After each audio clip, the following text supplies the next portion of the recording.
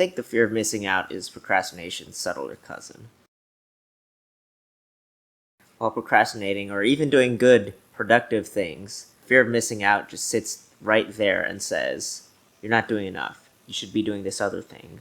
You're wasting time. The worst part is when the fear of missing out actually has a good point. That voice gets really hard to ignore sometimes, and sometimes I legitimately am wasting time in self-destructive ways. I've dealt with the fear of missing out in a lot of ways this year, but I think most superficially it was with video games and time-limited rewards. I found out to reframe, I didn't play enough of this game during the limited time frame to get all the rewards, to why am I playing this game in the first place? Why do I value these rewards? It sounds silly saying it now, but I had anxiety about missing these kinds of events. And yeah, I was aware on some level that that's the entire point. That's the psychological trick that marketers rely on. But I'm getting sidetracked.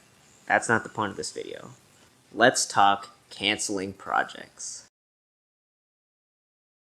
Why is it I hold on to things I'm uninterested in completing? If I have no interest in working on something, I think it always shows up in the end result. Telling people my plans and then not achieving them bothers my prideful inner perfectionist to the point where I leave those plans open-ended just to save face. Oh yeah, I'm still working on that.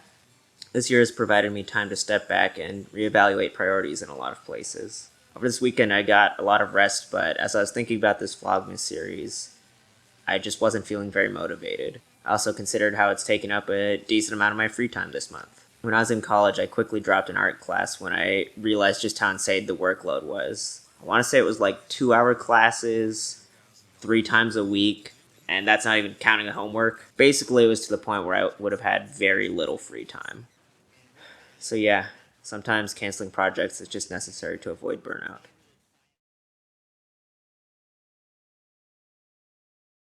I think sometimes there's things that are worth finishing, but it's healthier when they change form. When dropping that art class, I realized it was targeted more at art majors anyway, and people who wanted to pursue art as a career path. I was a CS major with an art minor at that point. I reevaluated my minor and ended up switching to a writing minor. Writing was something I always enjoyed anyway, so I think it was a better fit for me overall. Part of why I started making these videos was because I wanted to commit to a creative project and see it through to the end, because I have a habit of starting those, then leaving them hanging. So my inspiration came from Markiplier on a now deleted YouTube channel. He said something that really stuck with me, but I'll paraphrase it since you can't go back and fact check me anyway. He said, creative expression is available to everyone.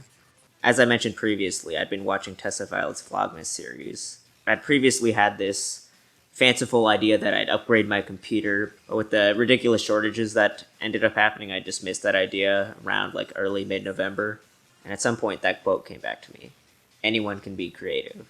I mean, I don't think I'd forgotten that concept in the past few years, but maybe I'd pushed it aside. I really like this thing of daily YouTube videos, and I honestly had a lot of fun making that first vlog video back in April. So I thought, why not me? Since I wasn't upgrading my PC now, I decided that instead I'd use that money, use it to buy a camera, and make videos myself. So yes, I am going to finish this project. Sorry about the bait and switch. That was emotional manipulation. See you tomorrow.